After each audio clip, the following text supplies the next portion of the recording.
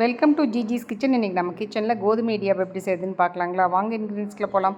200 gram கோதுமை மாவு measuring கப்பில் 1 கப்பு, ஒரு 50 கிராம் அளவுக்கு அரிசி மாவு மெஷரிங் கப்பில் 1/4 கப்பு, ஒரு 100 கிராம் அளவுக்கு நாட்டு சர்க்கரை, ஒரு 4 ஏலக்காயை பொடிச்சு வச்சுருக்கேன், 3 ஸ்பூன் பொட்டுக்கல்லம் பொடி பண்ணி வச்சுருக்கேன், ஒரு 2 ஸ்பூன் அளவுக்கு கருப்பு எண்ணெயும் அதையும் பொடி பண்ணி வச்சுருக்கேன், 3 ஸ்பூன் தேங்காய் துருவல், 2 பிஞ்ச் அளவுக்கு உப்பு. வாங்க எப்படி செய்யுதுன்னு பார்க்கலாம். இப்போ ஸ்டவ் ஆன் பண்ணி கடாய் வச்சுருக்கேன். கடாய் சூடாயிடுச்சு. இப்போ கோதுமை மாவு போட்டுக்கலாம். கோதுமை மாவு போட்டு நல்லா மிதமான தீயில் நல்லா ஒரு 2 நிமிஷம் கைவிடாமல் நல்லா வறுத்துக்கலாம். இப்போ அரிசி மாவையும் போட்டுக்கலாம். அரிசி மாவும் போட்டு எல்லா பக்கம் மிக்ஸ் பண்ணுற மாதிரி கிளறி விட்டு நல்லா வறுபட்டுருச்சு. இப்போ நீங்கள் வறுபட்டுருச்சுங்கிறதுக்கு நல்லா வாசனையும் வரும்.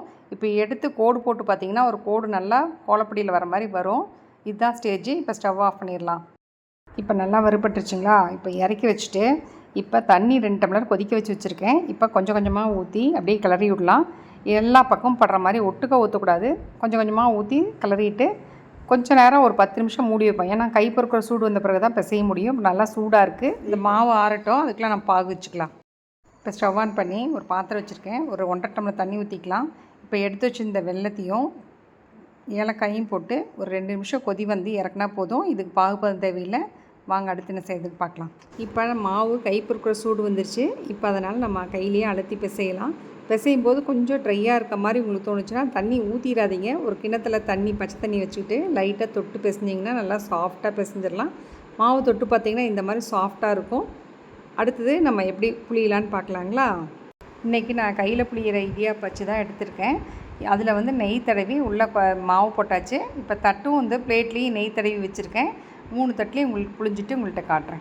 3 தட்டுலையும் பிழிஞ்சாச்சு. இதை இடியாப்பம் ஸ்டாண்டில் வச்சு இட்லி பானையில் தண்ணி கொதிச்சிட்ருக்கு.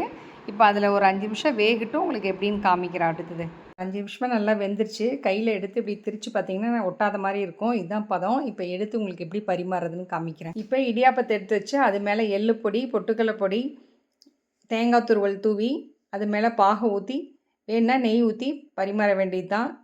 நீங்களும் வீட்டில் செஞ்சு பாருங்கள். எப்படி இருக்குன்னு கமெண்ட் பண்ணுங்கள். லைக் பண்ணுங்கள், ஷேர் பண்ணுங்கள், மறக்காமல் சப்ஸ்கிரைப் பண்ணுங்கள். அடுத்த வீடியோவில் சந்திப்போம். பாய்.